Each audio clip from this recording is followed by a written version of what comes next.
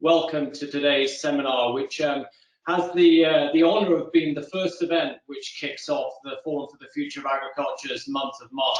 And I have to say, there's almost no better place, I think, to start than with the subject matter that we'll be addressing today, which, amongst other things, is going to explore how we value environmental services, specifically in relation to water.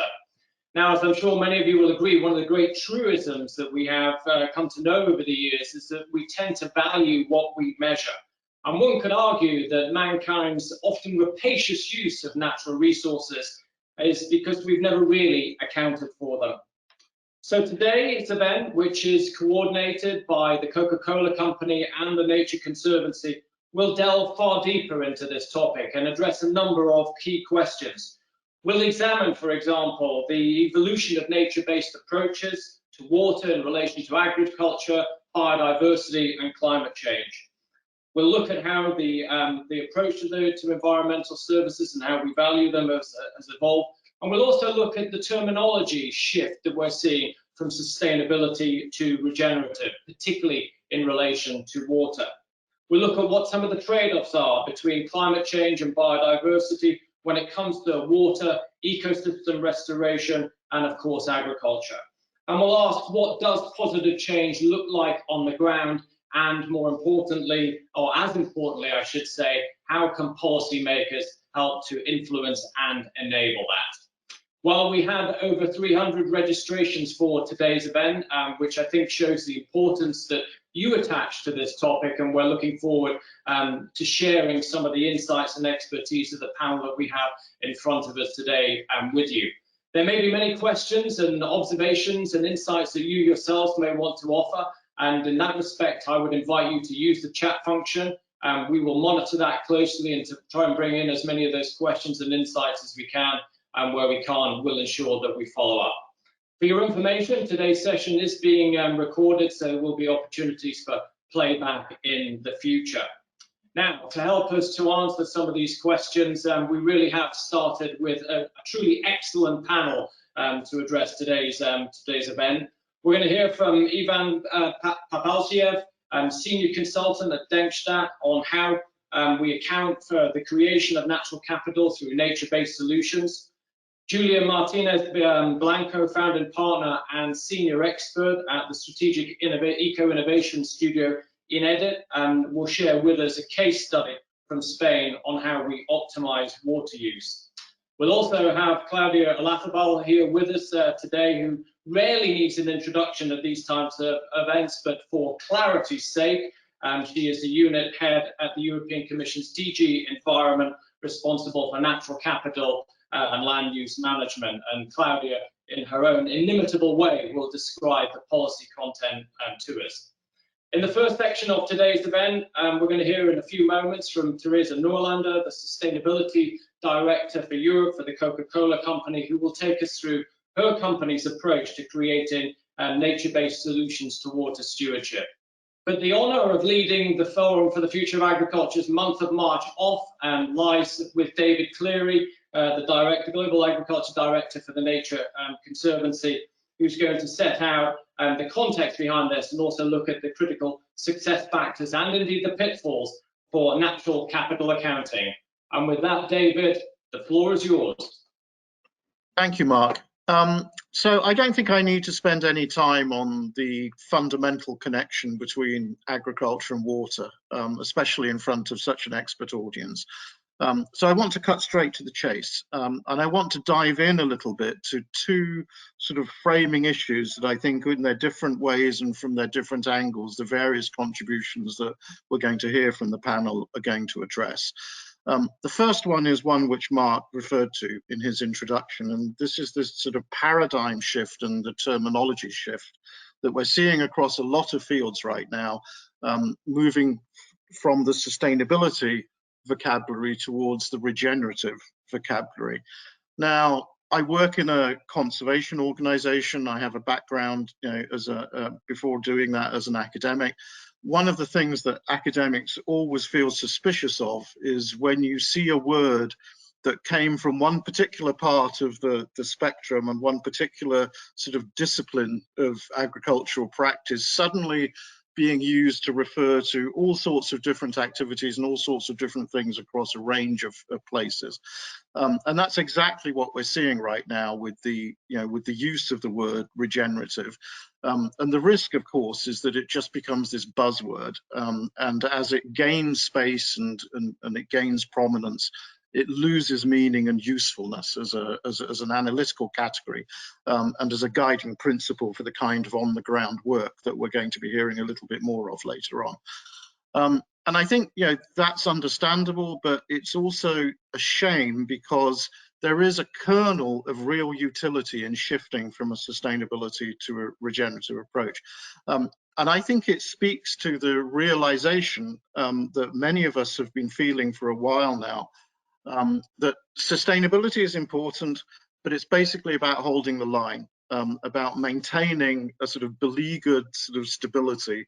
But when we look at the demand projections that we're going to have across the food systems and the demands that all types of natural resources, water, biodiversity, other types of natural resources are going to be facing over the medium to long term, it's going to be pretty much impossible to hold the line using a sort of business as usual sort of approach.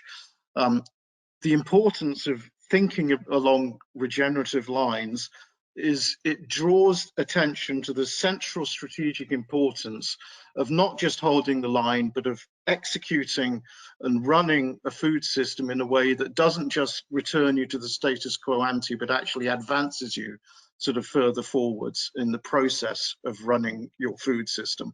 Because unless you can do that, we're not going to have a food system that's sufficiently resilient to adapt to climate change. It's not going to be able to produce enough food to be able to respond to the hundreds and hundreds of millions of people who are moving into the middle class in the emerging markets.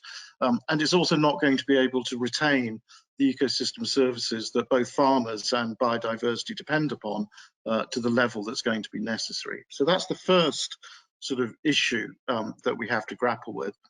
The second issue, I think, speaks to the question of ecosystem services and valuing ecosystem services. And here, as a biodiversity organization, we feel a little bit torn because on one side we can see the utility of this, but on the other we can see the real risks involved. And so let me just sort of explain a little bit about the utility, and then I'm going to dive more into the risks, as I think that's actually more germane to what we're talking about here. So the utility obviously is that it's if you can put values, quantitative values on things, markets distribute things. Markets are very good at doing certain things, and distributing resources evenly across demands is one of those things. It's also an easy way for you to be able to frame environmental issues in a way that's attractive to policymakers and that's too attractive to the private sector. So policymakers, the private sectors, they understand market utility really well, and it's something that they can get their heads around and that they can drive through. And as a conservation organization, I mean, we use the market approaches and trying to quantify ecosystem services and the whole sort of vocabulary of ecosystem services. We're quite happy to use those in certain contexts, and in certain contexts they're very successful.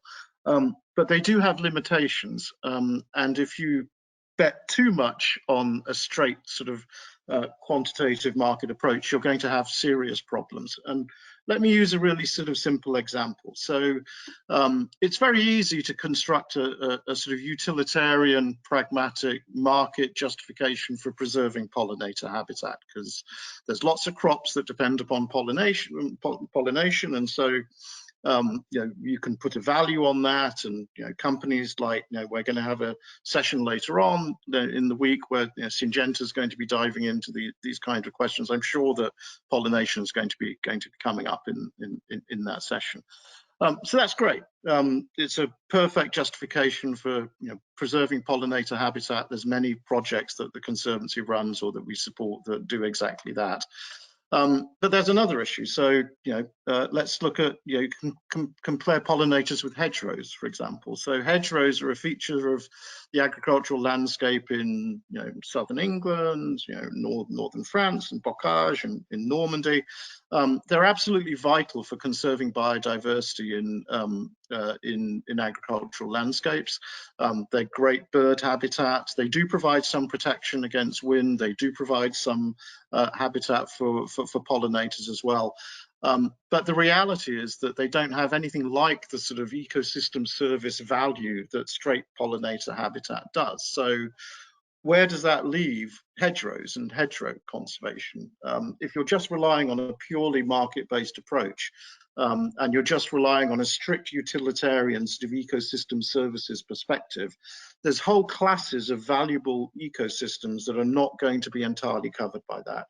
And there's many aspects of an agricultural landscape that you're not going to be able to sustain and protect using a purely sort of market-based approach. And the reason for that is that it's very hard to monetize certain kinds of things.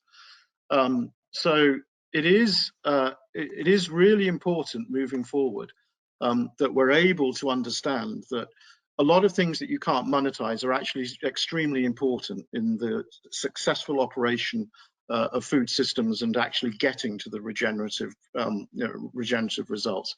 Institutions are incredibly important. The culture and aesthetics around biodiversity are incredibly important, but particularly in the case of water, where you have where the management of water in a climate change affected world is so important. It's going to be really important to be focusing and zeroing in on how what you're doing strengthens institutions, helps management capacity, and is able to allow both private and public stakeholders to implement approaches that you can see a regenerative in the impact that they have. So while there are enormous advantages in using sort of market-based approaches and in monetizing certain variables, when you're worried about biodiversity as well as climate change, there's going to be limitations on a market-based approach as well.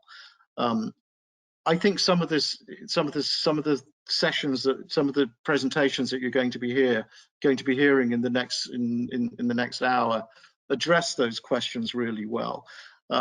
And particularly, I'm looking forward to Julio Martinez's presentations. It's always, for people in my position, much more interesting to see what stuff looks like when it's actually in the ground and you're working at a project level and you're actually seeing at a local level what's going on.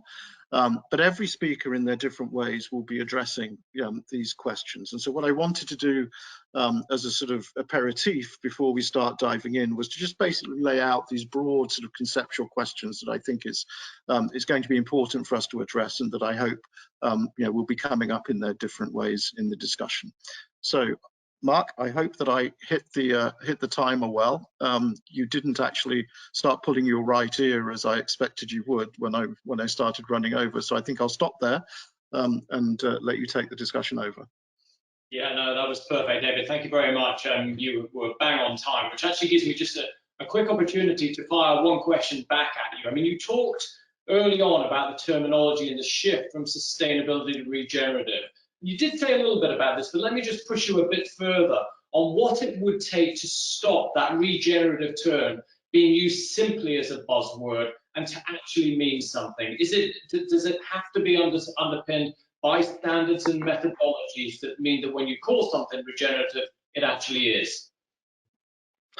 Well, I think it's the origins of the term regenerative. I first came about it, at a research institute in organic agriculture in the US called the Rodale Institute.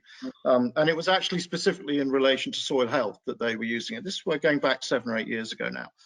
And I think that, some of the people who were behind the term, I think, were now rather horrified about the way that it's sort of, it's mainstreamed. I mean, some people would be really happy to be mainstreaming, but there's also a fear that as you mainstream, you're just going to drain something of meaning. I think we need to rely on the academic and the research community and the advocacy community to keep everybody honest. I think it's really difficult to codify things through certifications. I mean, the history with certification is that it tends to have fairly limited market penetration. But I think you just have to, you have to let the advocacy and the research community, pick up the more cynical or the more contentless uses of the word. And I think we see that to a significant extent happening already. Great. Well, thanks very much for that, David. I'm sure we'll come back to that. So I'll now move us on to Teresa, and be good to hear from you just how the Coca-Cola company has taken on this particular challenge in the area of water stewardship, and what you've done to really make that regenerative or restorative approach real. So Teresa, the floor is yours. Thank you so much, Mark, and good afternoon, everybody. It's really an exciting moment for me to talk here about our work around water replenishment in Europe in connection to natural capital and the benefits. So as of today, we are releasing a white paper report that we made to calculate the natural capital of 7 specific water replenishment projects in Europe. So we've gone through the process and we understand the challenges that were just highlighted. But let me take a step back. Why water, and why this topic for the Coca-Cola company? Well, water stewardship is really one of our key sustainable business priorities, and it's really at the core of our global water replenishment, returning the water to nature, equivalent of all the water that we use in our direct processes and products. So we achieve this through an extensive water replenishment program. Globally, we nearly support 250 watershed conservation and community water projects with 300 programs worldwide. So for Europe, that's around 18 countries with 42 programs. So it is really something that we've worked hard on over the last 10 years. But this is not just about water. It's also really to implement these projects with a diverse set of partners, including looking into the benefits, not only the water volumes with them. So through restoring nature and providing ecosystem services, water replenishment can bring many additional societal benefits. And so for us as a company, water replenishment projects are an instrument for managing risks in the watersheds and in the communities in which we operate. So building the business case to map out so you will return on investment, because that is how companies like us also look at these cases, really provide us with wider potential and impact. So through co-benefits of ecosystem services, water replenishment projects act as nature-based solutions to societal challenges like climate change, as been referred to. So the potential of these nature-based solutions is really clear, but we need more than just identify that potential. We thought that building a business case would be a good path forward that would help us as a business first, and then maybe also attract other private sector interest and more investments, because the challenge is really clear, but the business case needs to help us understand and manage the potential across our diverse range of projects worldwide. So we started in Europe because of the dialogue and connections to policies, such as you will hear from some of the other speakers today. And doing this in close collaboration and in connection with our other stakeholders and partners, we've really learned a lot. So what we did had the intent to really drive this potential forward. And so we developed and piloted a standardized methodology for accounting for the ecosystem service benefits of the water replenishment in the economic terms. And yes, David, you're spot on with the limitations on that, but it is a way for us to at least start our thinking. So through those 7 pilot projects, show that in different contexts, water restoration can indeed enhance a range of ecosystem services, in addition to providing water, including carbon sequestration, water quality improvement, flood protection, recreation, as well as food and raw material provisioning. So my project colleague Ivan will elaborate a little bit more on it, and as mentioned, Julia will really provide some examples of how this worked for them in Spain. Now, what we learned as a company by doing this is that the business case is very positive. If done right, such projects have a very positive return on investment for society, with ecosystem service benefits paying back the original investment in a very limited period of time. That's interesting. And so we found that ecosystem service benefits tend to increase quite linearly with the investment, though there are opportunities for some quicker or easier wins, where relatively modest investments can bring an almost disproportionate large amount of benefits positively. But there is one key element in this and really starting the work. And I think for many on the call, the workshop today, it might be important to flag this. As always, data gathering is really key. Knowing the data needs and valuation approaches beforehand also allows you for forward-looking screening of potential benefits at the planning stage. Now, we didn't do that because we applied this to some of the projects that we already had in Europe. But moving forward, this would really be our recommendation, and so therefore sharing that learning. We recognize that not all benefits can or should be monetized, to the point Dave made. Non-monetized indicators are also important for sound and useful decision making. So let me really flag that, and we clearly hear you. In particularly, we have identified biodiversity as an area where collecting data for non-monetary indicators can be valuable, as current methods for monetizing biodiversity benefits just offer limited practical utility.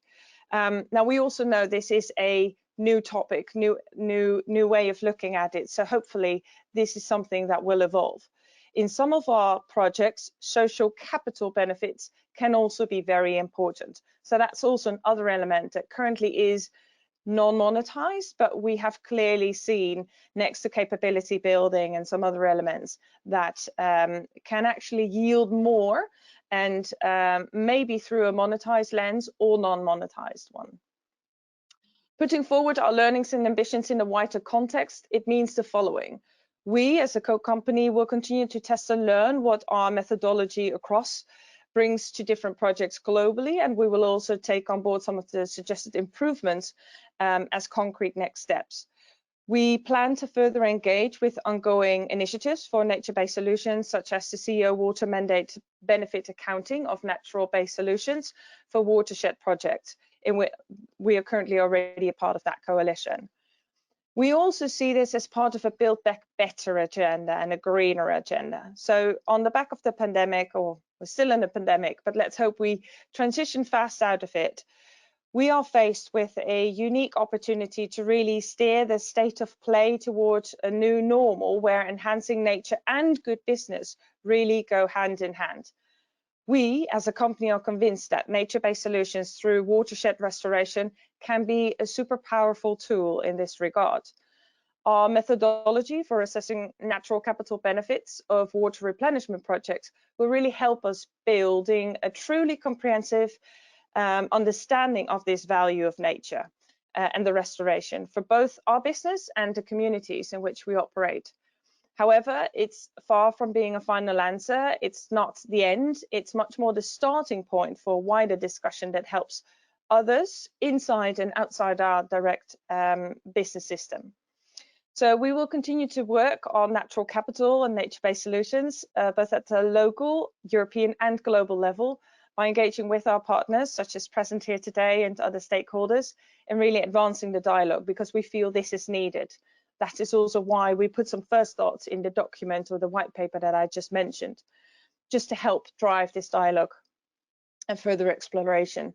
So to conclude, we are really committed to help lead the change and welcome any opportunity for further conversation and potential partnerships going forward in this space. So again, happy to be here today and discuss further with this wider audience. Over to you, Mark. Thank you, Teresa, and great to hear you set that out. And I would commend the white paper to everybody that's joined us today. Certainly worth looking through and taking your own insights and learnings from that. And that, of course, is what the Solutions Week is all about. Coca-Cola are bringing your solution to the table, Teresa. But let me just ask you a little bit about the journey that you've gone on to get here.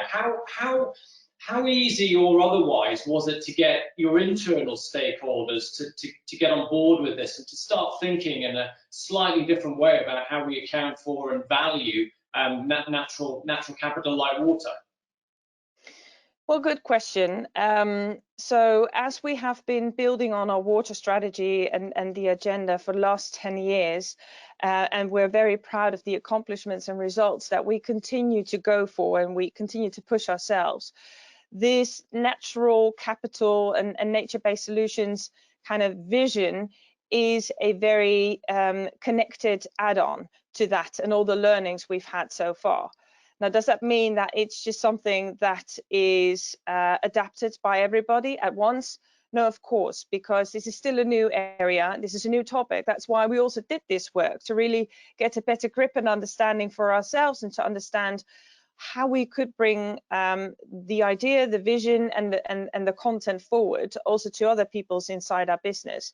But I think I'm very lucky to say that within our company, and with so many passionate sustainability and water experts, it was a good thing to get going, and now we need to conquer the rest of the world.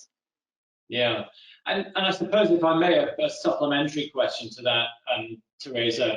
I mean, you talked about the return on the investment for society. Presumably in terms of what you're doing, there's a return on that investment for the Coca-Cola company as well. And if you then were to kind of look forward, 4 or 5 years, to what extent would you expect this to be integrated into your business planning processes, to the point perhaps where it just becomes the new norm? A good question. So and I think there's a couple of questions in there. So what we want to do is to provide great tasting drinks, obviously, but done in a very sustainable way that makes a positive difference. And as we are part of local communities, I mean, we're a global company, well-known global brand, but we actually operate in communities. We're part of those communities. So what we want to do by making those drinks is leave a positive footprint. So not a negative footprint or even neutral footprint, a positive footprint. And that can be through the environmental lens, but also the societal lens. And I think one of the things that this pandemic and the current developments on climate change are learning us is that those two agendas, they coincide, they're not separate streams. So what I think and what we're pushing ourselves towards is to make sure that all these elements, like nature-based solutions and understanding, adding positive benefits to society and communities, will be part of our decision making moving forward, starting directly with our new water replenishment projects, but also bringing that into wider perspective if we look at other projects in the area of sustainability and our business operations, because that's where the connections lie. Yeah, thanks for that, Teresa, and appreciate the openness and the honesty in terms of answering it. David, I just want to come back to you before we perhaps go into the practical application of this. Talked a moment ago about regenerative and how we make that a substantive term.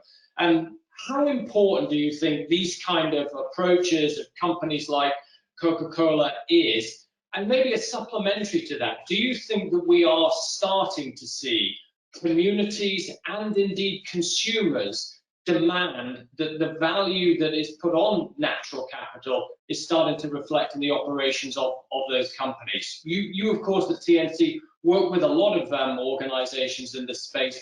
Be great to hear your insight on that. Well, I mean, those are very broad questions, and I'm the Global Agriculture Director, and the world is a very big place. And so I know Europe, but I also see these issues playing out in Latin America, North America, Southeast Asia, and so forth. I mean, I would say that Europe, of all the continents that I'm familiar with, I think these discussions are sharpest and most advanced in Europe. And I think also that's where the sort of practice is most advanced. We see that in the draft legislation that's floating around in the EU and the UK agriculture bill right now. We see it, I think, in the large numbers of very educated consumers who are driving a lot of corporate behavior. So I think you do see this dynamic taking off in Europe, but I worry sometimes that Europe sort of Europe is an important part of the world food system, but until similar dynamics and similar pressures start applying in the much bigger sort of commodity food producing systems of Latin America and North America, at the world level, we're still going to face significant barriers, and that's obviously a worrying issue at a time when the urgency to be able to transition the world food system towards the kind of sort of changes that the FOLU report, the Growing Better report that came out a couple of years ago points to. Europe's doing, I think, quite well, but it's the world that needs to do well. Yeah, thanks for that, David. And in some ways, that almost takes us right to the end of the forum's program this month, where we'll conclude with that dialogue between Executive Vice President Frans Timmermans and Agnes Kalibata at the UN Food Systems Summit, where we'll talk exactly about that interface between Europe and global. David, Teresa, I know you won't go anywhere. Thanks for the opening interventions. I'm going to move us along now, and I'm bringing in Julia Martinez Blanco to talk a little bit more practically, perhaps, in terms of some of what Teresa's already outlined, how that's being applied in her part of the world. Julia, the floor is yours. You're very welcome.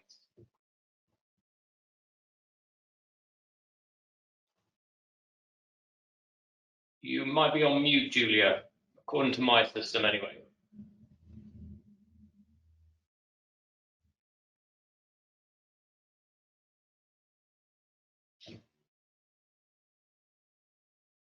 Okay, I give you another minute or so. There we go. Sorry. No problem. Okay. All good. Take it away. Thank you. Okay. So yes, I'm happy to see that the project rises such an interest. So let's present it. Yes. First of all, I would like to say that the project was led also by two other partners, the Catalan Institute of Agri-Food Research and Technology, and also the University Jaume I. Spain is one of the driest countries in Europe, and also the area where the project took place, it's in the Mediterranean area, that it's also a critical water stress region in Europe. Citrus farming, oranges, mandarins, lemons, are quite significant users of water on that area, and also very important for the local economy and also for the landscape of the region. The project focused on working with nearly 40 farms. They sum up over 750 hectares, and we work with the farmers to reduce the main goal. Let's say it was to reduce water use while the yields were maintained. To achieve this, there were two main actions: the investment in improved irrigation and monitoring equipment, and as well as the training of the farmers. There were two main changes in the equipment, apart from the monitoring technologies. It was to change the drippers. There were some of the farmers using quite old drippers, and also soil moisture proofs were used to have a better adjustment of the irrigation. Yeah, for 12 months, the 37 farms got the support of the project team and were also monitored. So that included several visits during these 12 months, several evaluation reports, weekly recommendations on the water to be applied, and the monitoring of all the data the farms were collecting. In total, as the main benefits of the project, the farmers were able to reduce the water use by more than 11% on average. That represents around 500 million liters per year. And thanks to the savings on water, they also saved some energy for the pumping of the water, of course.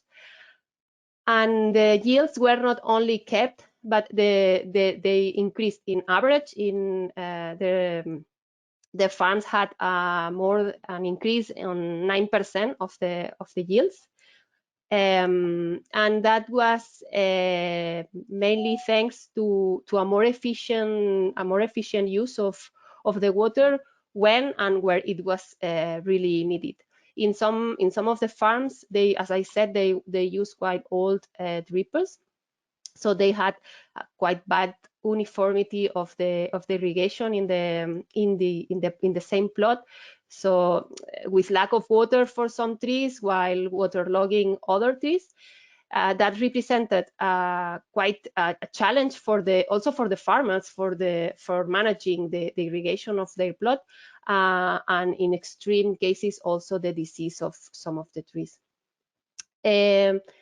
Regarding some of the challenges of the project, one of the main challenges, as Therese also mentioned, it was actually to be able to measure the benefits, because very often you know that there is a benefit, because of course it's good what you are doing, but very often it's very difficult to really get a number and to measure it. So in that case, in the project, for all the farms, we defined 2 areas.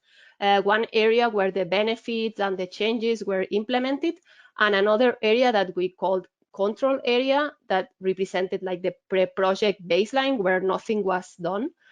But okay, that's good. So you can measure water use in the 2 areas. But the problem is that then you realize that in real field, because as I said, they were quite big farms. I mean, it's not a small pilot. It's really, they were really big, between 3-4 hectares and to 70 hectares. So they were big. It was very often, or sometimes, quite difficult to find really comparable areas. So we were able to measure the water at the 2 areas, but they were not always fully comparable. Another challenge was also that farms were keen on being part of the project and being involved with Coca-Cola and or recommendations. They were very, very happy.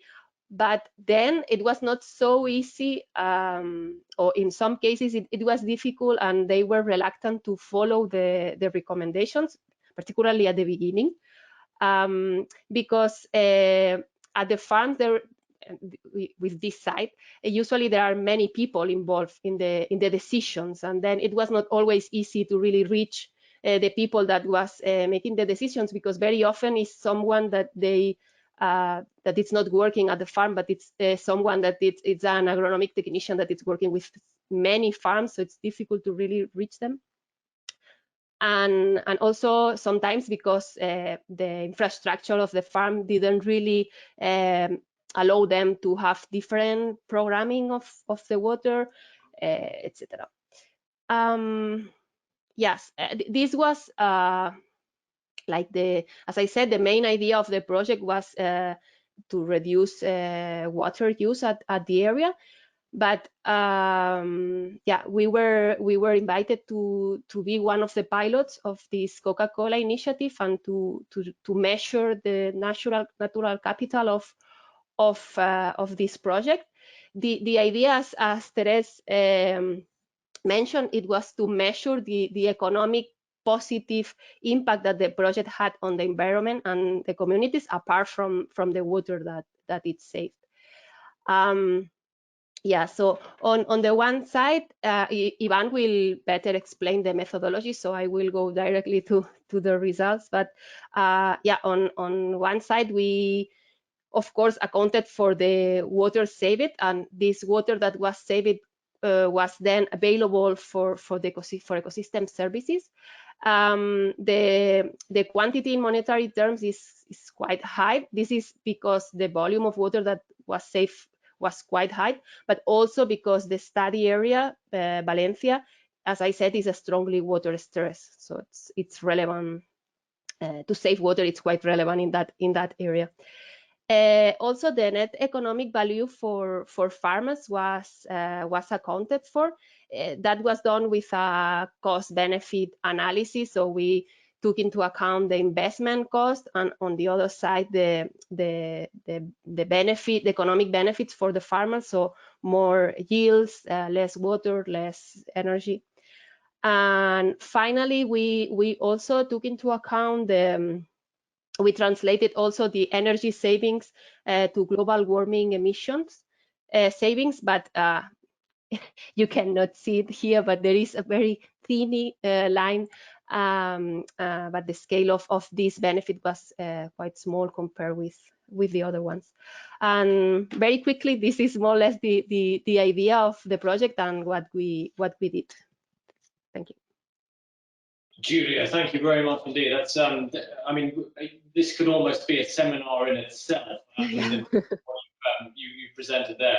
So I'm going to try and limit my quick follow-up questions. One of the things that I think is always interesting to anybody that starts these kind of projects is how do you get the growers engaged and engaged with the change practices?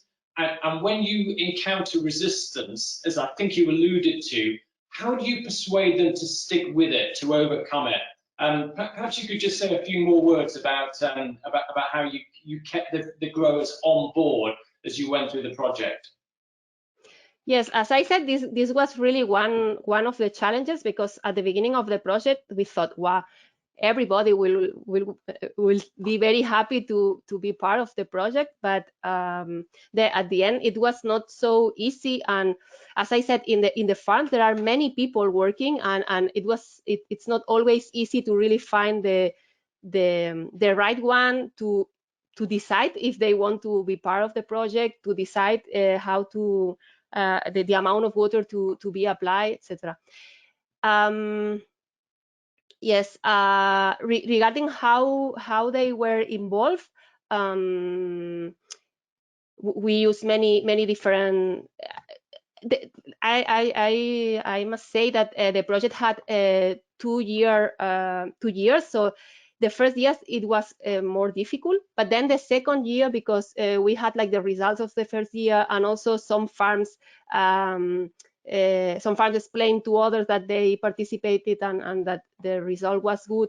Then the second year it was easier also, because in the local media the project was also presented, so it was easier. How to engage them? It's not easy. As I said, we had several visits during the project, so that was very good, because you are really in contact with them. Also with some trainings, some workshops. Then they also had like 3 or 4 evaluations during the project, where they had some specific recommendations for their farm, some best practices that they could apply related to the results they are having. So yeah, so there were many actions and many activities to make this happen. And maybe just one other follow-up, and maybe we'll also come back to this later with the other panelists. Did it meet your expectations? Did the outcomes deliver what you thought they might be when you went in? And then secondly, perhaps more importantly, is if you had to pick out one key learning from the entire project, what would it be? What would be that aha moment? Yes, Regarding our expectations, yes, I would say yes, and also for water savings, they were higher than we expected. Yes, as a key learning, I would say I would come back to my idea of that actually to really measure the benefits, it's really tough. And as Therese said, if natural capital it's part of the aim of the project, you really need to think on that from the beginning, and when you are thinking on what you will measure, how to select the farms, etc. Because if you don't do it just from the beginning, afterwards it's difficult, and sometimes it's not. It's impossible, because sometimes the infrastructure of the farm, for example, doesn't allow you to really have 2 areas and to measure at the 2 areas. So sometimes it's not easy. And I think this is one of the key issues, because you can make action to reduce, but if you really need to measure, because as a company you really want to have some results, then you need to have it in mind from the beginning. Yeah, sorry. That's great. Julia, as I say, we could spend at least another 20 minutes at the very least on this. Congratulations, it's a great initiative. I'm sure, like others, I'd be keen to learn more. But I think at this point, let's go over to Ivan. And Ivan, we talked again at the beginning of this section about how you stand up the term regenerative and build trust and credibility behind it. Robust methodologies have got to be a key part of that. So we've heard the intent from Teresa and the strategy that the company has taken. We've seen its practical application. What's the methodological framework that sits around that's going to command credibility and trust? All right. Yes, thanks for having me, Mark. As Therese mentioned, we've been working with the Coca-Cola Company to develop a pilot methodology for measuring natural capital benefits of water replenishment projects in economic terms, and I'd like to tell you a bit about that. The context: so water replenishment projects are nature-based solutions. They provide benefits through regenerating biodiversity, through preserving biodiversity, and thus enhancing natural capital and enhancing the ecosystem services that we derive from that natural capital. The big problem we have, though, with natural capital is usually we have this apples to oranges comparison of all sorts of different things: water provisioning, quality, carbon, biodiversity, financial savings, you name it. So valuing natural capital is a really good way to overcome this. Also, an economic unit of measurement standardizes all your units into something that is comparable. And in our case, this is euro value to society. And it's a useful metric because it's really readily understandable by investors, by policymakers, and by project developers. And what we wanted to do by developing this methodology is to have something that is relevant in the sense that it measures what matters. It's rigorous, it's based on good science, but it's transparent and where its limitations lie. We wanted something that's replicable, so we have the documentation, the ready-made tools, so that the actual target audience, which isn't people like me who do this every day, it's project developers, can actually do a natural capital assessment without having to have a PhD or rely on consultants. And you want something consistent then, so that you can actually compare and contrast different projects. And you need something that's sort of fit for future, so that you can use it going forward, with obviously updating it as you go along. So what did we actually do? We relied on the Natural Capital Protocol to structure this project, and the Natural Capital Protocol is sort of the go-to guide to develop natural capital projects. It tells you the steps you need to go through. And what it tells you basically is, firstly, okay, define your scope, figure out what matters. You can't measure everything, but try to measure at least the things that are most likely to come up, and then stick to the scope. And you don't need to measure everything in monetary terms. You can also measure things in qualitative terms, and that's quite important. What we had is we focused on things like water quality, quantity, floods, flood protection, food and raw material benefits, carbon and recreation from a quantitative perspective. And then on the qualitative end, we have biodiversity first and foremost as a material issue that we recommend is measured every single time for every single project. and other things to do with social issues, for example, education, capacity building, etc. And as you've heard already, before you can actually put a euro value on anything, you need to figure out actually what did you change in the local environment in natural units. So for water replenishment projects, it's okay, how much water did you save? Where did you save it? Who gets to use this water? Does water actually matter in the local environment? Obviously, the benefits are bigger if you have big water scarcity compared to if you don't. And it's not just about water, as I said. We identified some material benefits, so some key issues that are likely to come up in most projects. And we say, okay, measure those quantitatively where you can. And biodiversity, as you've heard, is this tricky bit where basically the entire natural capital community right now is thinking, okay, how do we actually measure that in natural terms before we can actually value anything? Actually, the European Commission, I think it was a week or two ago, launched a new project to actually start figuring this out with business and with the financial sector. So, you know, we have found what everybody else has found, that this stuff is difficult, but we need to invest the proper thinking in order to measure it properly.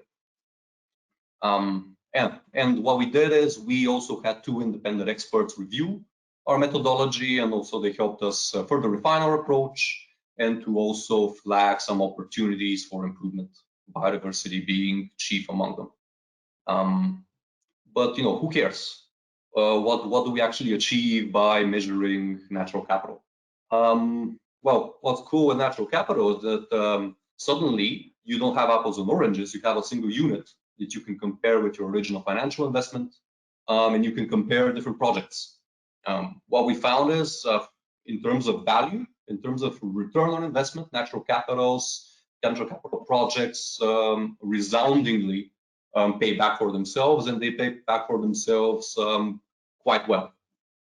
There are some exceptions, like for example, we had a project in Malta where it looked to be an outlier where it doesn't actually pay back for itself.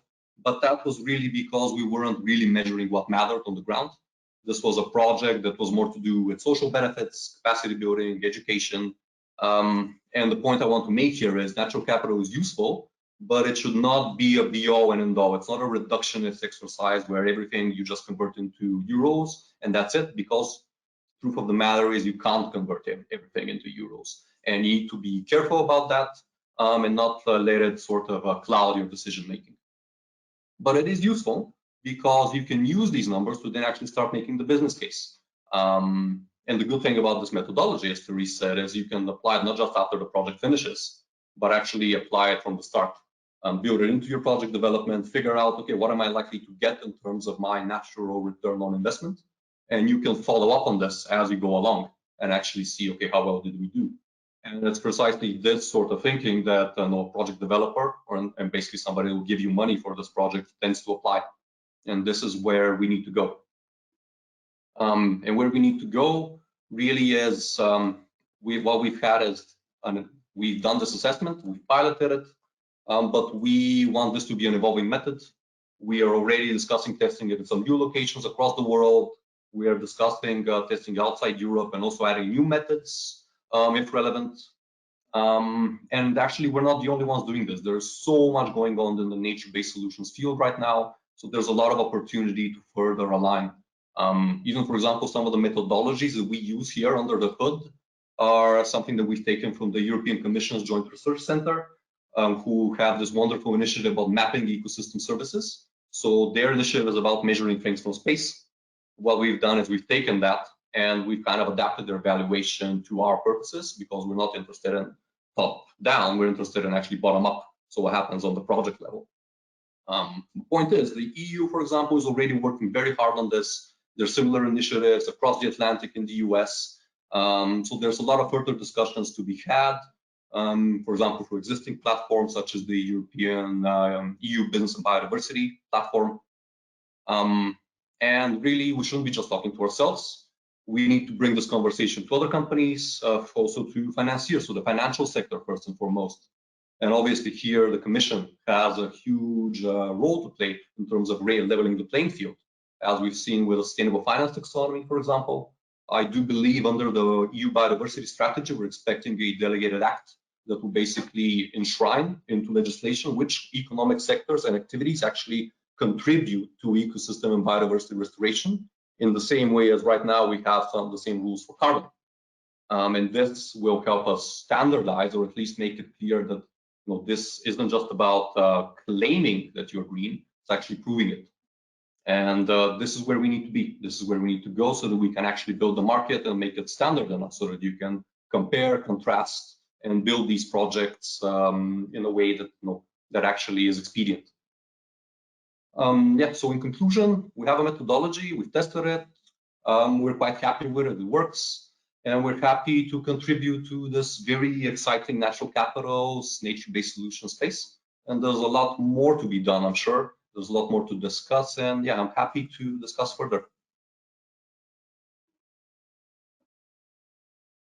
You're on mute, Mark. I am, which goes to show you that the moderator also makes mistakes, more than others, some might say. Ivan, fascinating to listen to that. I think we all around the table agree that the robust methodologies are going to be super important in this space. I'm sure others will have a view on this, and we might come to it with Claudia in a second. But from your point of view, Ivan, if not all methodologies are created equal, in your view, or potentially in the view of financiers that you talk to, what are the key attributes that a methodology has to deliver against for it to be credible? Well, $1 million question, but definitely what you need is firstly, measure what matters. So as David, for example, mentioned, not everything on a farm, even just on a farm, you can measure in monetary terms. It's easy to miss things. Pollination, okay, there's a market, but then it rolls. Biodiversity issues, we need to be clear what we're measuring there, and valuation in economic terms is not the be-all and end-all. You can also apply some natural indicators there, so measuring species abundance, species diversity, all these sorts of things. You need the rigor, you need the good science, you need to be transparent, you need to be up to date, and yeah, you need to be replicable. So there's at least a core set of standards there that tell you, okay, this is how you define your scope, this is how you apply whatever methodology, and then you ideally also have an audit there. So as in the same way as you have for carbon counting, etc., it's good to have somebody else check that out for you, so that you can be consistent and you can be you can be actually transparent. That's great, Ivan. Thanks very much indeed. We may come back to that question before we close, but I think in one way or another, all the panelists have somehow alluded to the fact that the policymakers clearly have a role to play in helping to enable and indeed to scale these kind of solutions. And so I can think of honestly no better person than Claudia to talk to us about how the Commission is looking at this and how they can play a role in accelerating these kind of nature-based approaches. So Claudia, last but by no means least, the floor is yours.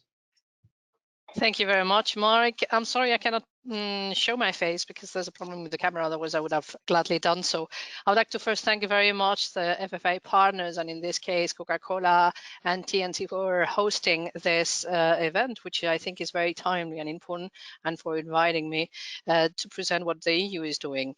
We are tackling accounting of ecosystem services and natural capital and NBS and nature-based solutions a bit in two tracks, although they are of course intimately linked. So I will divide my presentation. And what I want to tell you is that basically the EU has put in the last decade a huge, massive effort on both agendas. A bit because what David was saying, first it was indeed trying to speak to economic audiences or to other interlocutors, perhaps more sensitive to economic losses and economic benefits than to species conservation. So there was an issue of bridging to other communities, necessarily so indeed, but also because we were seeing that it was hugely important, the dependency of our economy on nature, and that this was not really known. There was not sufficiently data, and it was not really permeating into the policy making. So that's what led us in the last decade to massively invest in these two agendas at EU level. Also, just to mention that the World Economic Forum has concluded that 44 trillion dollars of economic value generation is moderately or highly exposed to nature loss. So the interdependency is enormous. And just to mention one out of many studies that are around, there's one done by the Dutch Central Bank that says, it's called Indebted to Nature, that concludes that only financial institutions alone have 510 billion euros of exposure to biodiversity risks. So what we see is that our problem is many companies and financial organizations are yet not capable of identifying first their own impact on nature, but also measuring their dependency on nature and biodiversity. And there is where we thought there's a huge gap for the EU to fill. So a massive exercise that has been done is a joint venture within the Commission by Environment, Research, the Joint Research Centre, the Statistics Services of the Commission, and the Environmental Agency. Is called, and it's Knowledge Innovation Project on Natural Capital and Ecosystem Services Accounting for the EU. I can happily grant you that we could have found a snappier and sexier title. But basically this is where we have, and it's called the KEEP Inca. It's a massive agenda of trying to find a methodology for doing natural capital accounting in the EU. This massive methodology development is trying to fill the gap that I was mentioning, and it's very much there is a UN system that is being developed, and the UN colleagues are not any better in branding their initiatives than us, because it's called Environment Economic Accounting and Experimental Ecosystem Accounting. So perhaps Coca-Cola could help us in branding our initiatives a bit better. But basically there is this UN exercise ongoing on doing this methodology, and the KEEP Inca is the EU translation of that, and we are also piloting the UN methodology at EU level and see whether the UN methodology should need to be adapted or reviewed, etc. So we are doing our own version of the UN methodology. At the end, all of us, what we're trying to find is an international agreed statistical standard that could be used by statistical officers in the member states, but also in the companies in a way that can be, as many of the speakers before me has said, that is demonstrable, that everybody understands what is counted and what is not counted, and that it would be broadly recognized. So in this agenda of integrating nature and in the economy and economy in nature, we all remember that the Commission, together with the Germans, pushed very much the TEEB report, the economics of ecosystems and biodiversity, around 10 years ago, which was led by an Indian, Pavan Sukhdev, a world-renowned expert. And 11 years later, so another Indian, we have now the Dasgupta review report that was just published a month ago. This time it was led by the UK Treasury Governmental Department and the Cambridge University. But these two reports, which are landmarks in terms of trying to integrate the two worlds, basically say a bit the same. They come up with the same conclusions. The Dasgupta report gives a bit more updated data than the TEEB was, because it's around a decade old. But both are really trying to bring the two interlocutors, the two communities, to try to speak the same language. So what do we do in this our methodology? We look at ecosystems. We have 9 types of ecosystems. We see whether those ecosystems are increasing in their area or are decreasing. So what is our pool of that ecosystem? Then we also look at ecosystem conditions account. So we see the health of those ecosystems, the pressure they are subject to. So we look at the health of those ecosystems. The third thing we do is an ecosystem services account, where we model the flows of ecosystem services that they are being provided. So first we map the ecosystems, then we see their health, and then we model the flows of ecosystem services. The idea being, of course, trying to match where there is a potential for a certain ecosystem to be provided, and whether and what is the demand for that ecosystem service, and whether the potential to be delivered or supply and the demand match. And if they don't match, then we have a problem, and then an action would perhaps need to be triggered. So this is a bit in, I'm really going like a big light torch, showing you the main elements, because it's a far too complex system to be discussed in 10 minutes, but so that you have a bit of an idea of where the big highlights of the methodology are. Then, of course, what we are trying to do is to inform policymakers. So there's also the Commission adopted some guidelines on integrated ecosystem services in policymaking. The idea is that all this massive academia and modeling system actually makes a difference and in the ground and in the policymaking and in the decision also of the private sector. So the whole thing also would need to be developed in a shared geospatial data platform. So something that can really be linked to geospatially in local areas, so that there could be a mapping and an actual viewing of this ecosystem natural accounting. So that's the next steps that everybody can use, including, of course, and not only the private sector. At the end of the day, let's be clear that anything on statistics and standards for statistics largely remain the competence of member states. So in that sense, this huge joint venture that we are doing is to assist member states, which at the end of the day are the ones that would need to include this, like they do for the GDP, in their statistical accounting systems. No? We are also helping, and that's what David was saying. We're also funding assessments of natural accounting methodologies in Latin America, in Asia, and in Africa. So in that sense, we are also trying to, our pioneer role, we are trying also to help others and assist them.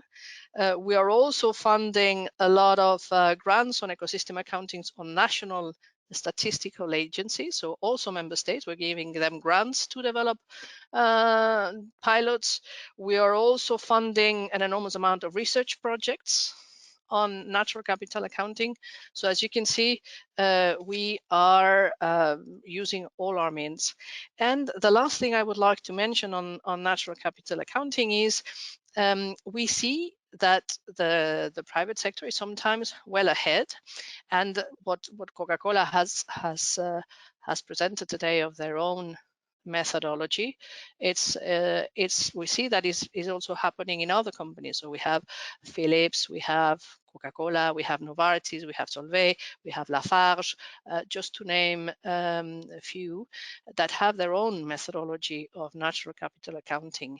So we have a project which is called Align, where the point is to try to align this private sector accounting so that there will be a certain common elements and commonality, and that those business partners could also discuss and improve by a cross hybridization their own methodology. So in that sense, this big project Align is meant to indeed bring all this, the ones that are ahead, as the companies that I've just mentioned, that they could also bring their commonalities and synergies and align their systems. And we also have a live project called Transparent that is trying to make this more transparent also to the public and shareholders, so that they can see also how this how can this be to their benefit. And now the agenda of the nature-based solution. Nature-based solution is also an agenda that we're pushing really massively for 10 years for two reasons. Because we are convinced that often nature-based solutions are cheaper for solving a problem than purely gray engineer solutions. and we have an enormous amount of examples about this. And we also basically need, given the challenges we have and the magnitude of the challenges we have, we need to put nature to work for us and to harness the power of nature big time. We need the forest, we need the wetlands, we need the oceans, we need basically the big players in the planet to go along with us and to be our allies in many of the challenges that we have, climate change and biodiversity loss being two of them. So in that sense, there is you will find in the current biodiversity strategy, but it was also in the previous one and in the 7th EP, a big push for nature-based solutions. And there's an enormous amount of money also going from the EU to projects and pilots on nature-based solutions. And I will be happy to, after my intervention, share with you some couple of web pages where you can find all the projects that have been that are being developed. Research project, but not only, and also one in particular, but not that a number of reports that were published in July 2020, one of them on water quality and water bodies conditions that could be very helpful for Coca-Cola and other companies that are very keen to replenish and to improve water quality. And at the end of the day, what we want to do, because we want to really put nature to the work, it's already working a lot for us, but even more in some areas we could kind of engineer a more targeted alliance, is this legally binding instrument that we are preparing on restoration targets. Because what we see is that many of these ecosystems that should help us are not in good health, and therefore they cannot really help us as much as we wish them to. So there is a huge effort on restoration, and I think the regenerative discussion that we've had before is very much linked to this. So we need to restore many of our degraded ecosystems to make sure that they will be able to be up for the task we are all going to be facing. So in that sense, the legally binding instrument and the development on restoration of degraded ecosystems is very, very much linked to climate change. You can see that in the biodiversity strategy. Not only, but certainly quite much, and to the restoration of carbon-rich and carbon sequestrating systems that would really help us in the climate neutrality that we want to achieve by 2050. So in that sense, we need massive nature-based solutions and sinks for this. And we put our money where our mouth is. And in the budget for the next 7 years, what we call the multi-annual financial framework, again, not a very catchy name, so Coca-Cola, you can always help us on this one too. On the MFF, we have decided that there is a tracking system for 34% of the budget needs to go to areas like climate change or measures or interventions that are linked to climate change. But there's also the decision that by 2027, 7% of the budget needs to go to measures linked to biodiversity. So this idea that our economy is very vulnerable, but also very linked to climate change, but also to nature, is really starting to permeate at the highest level, particularly when we are putting our money and this massive amount of money into this agenda. So very quickly, I had to just give you what we see the importance of this and link to how much we see our own vulnerability. And I think the COVID has shown us to all how vulnerable we can be, and we're trying to learn from that lesson. I'd be happy to reply to any question. Thank you. Yeah, Claudia, thank you very much indeed. As always, I mean, you never disappoint in being able to distill a very complex landscape down to something that certainly me and others can follow. A couple of quick questions to follow up, but I'm also just conscious of time. So I'm just going to put the rest of the panelists on notice that I'm going to come back to you for a 30-second intervention at the end to ask you what's the one thing that you think needs to be done to advance the agenda in this area. Claudia, I'll just come back to you. You said at the beginning, people are becoming, financiers, companies are beginning to become aware of the exposure of the risks that they have to ecosystem degradation. Let's call it that. I'm using my words, not necessarily yours. Do you think that there is now an accepted consensus that there is a risk there, and that by measuring it, valuing it, we are actually going to solve the problem? I think there is, and the presentation of Coca-Cola has shown it. We see a massive change. I mean, between when we did the TIB report in 2010 and 11, and the Dasgupta report now in 2021, it's a completely different landscape receiving this. What we see is the private sector is much more knowledgeable, is much more receptive to report like this. We see that also in the agenda of the World Economic Forum, this is much more prominent than it used to be, that it would have been 10 years ago. So in that sense, I think I would not say that that everything is done, and I think particularly for SMEs, this is perhaps a huge effort to be still done, no? And corporations as big as Coca-Cola that have the means to really start integrating this in their business model. We need to permeate to perhaps also smaller businesses, and Julia was saying the difficulties at also at farm level, not to bring some of these new ideas. So there is an effort also of scale to be done, but we certainly see that in 10 years the business sector is much more aware and certainly much more receptive than we would have seen. And then my follow on from that is a little bit in the direction I was going with Ivan earlier.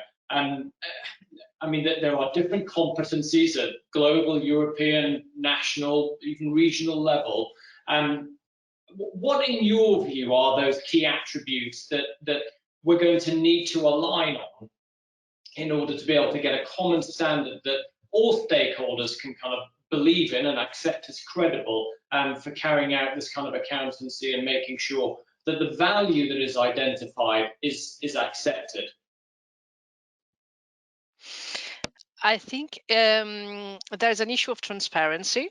There's at the end of the day, anything that is accepted is because there's trust in the system. Yeah. There is and building trust among all the stakeholders and all the parties involved. It's sometimes a challenge. So there needs to be trust, and there needs to be transparency on what is counted, what is not. To be very also honest with the difficulties and the choices made. So that and still to keep it simple, because it's a very complex thing, and layman people would be lost with half of the details of this. So at the end, there's an effort of being simplified, but there's an issue of trust, and trust can be only built with transparency, with a clear explanation of the assumptions made, of the decisions made, so that everybody first understands the system, and then can really feel that what the system is reflecting is very close to reality. So in that sense, I would go for transparency. I would go for clear exposure of the methodologies and what is behind, so there's not a black box of some things come in and some things come out, because that would really undermine the trust on those systems. Great, thank you very much indeed. Claudio, as I say, always a pleasure to speak to you, and thank you again for that intervention. And so the clock is ticking. I've tried to reflect some of the questions that have been coming through that I've seen on chat and also on my WhatsApp in front here. You'll see the link in the chat to the pages that Claudia was talking about in her intervention. As we bring this session to a close, never enough time for a topic as rich as this. I'm going to go quick fire through the panel and give each of them 30 seconds to give us their view on what's the one thing that will accelerate this agenda. And Ivan, as you were penultimate person on the panel, I'm going to come straight to you. Yes, all right. Well, for me, we need to make it obvious that investing in nature is the right thing to do. It's the obvious thing. For me, what's quite reassuring is, for example, what we see for carbon recently with companies account for greenhouse gases, who have science-based targets. Companies are signing up there. They're figuring out, okay, how do I actually get to net zero in my value chain?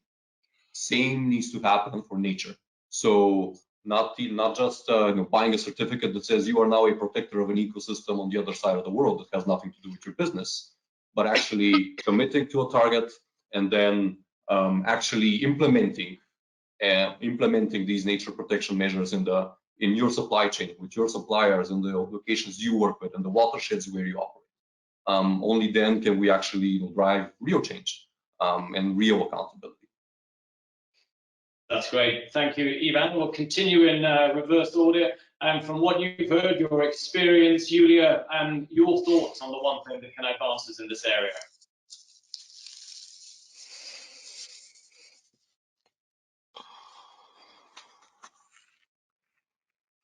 I can see you're still on mute, Julia.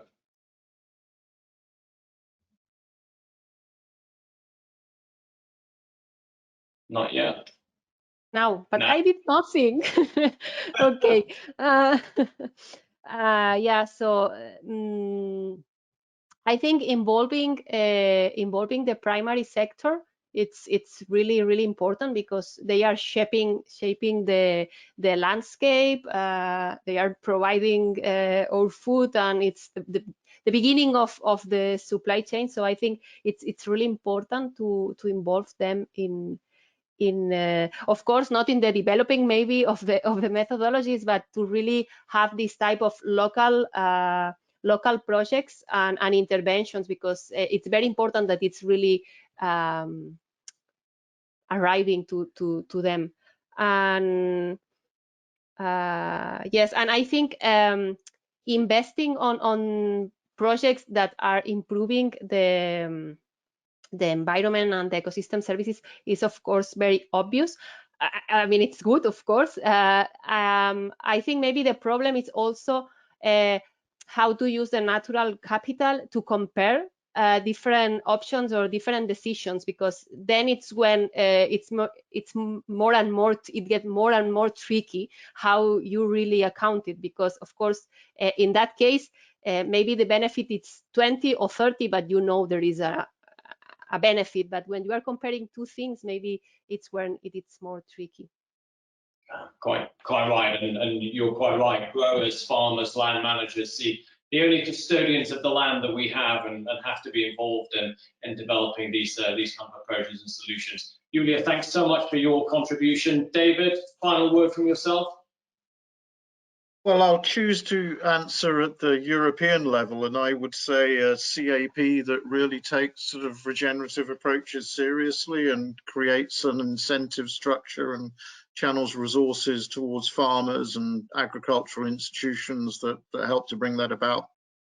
Yeah, quite right. Thank you very much indeed, David. Thanks for your contribution. And Teresa, the final word goes to you. Well, that's not an easy one after so many brilliant speakers and good shout outs.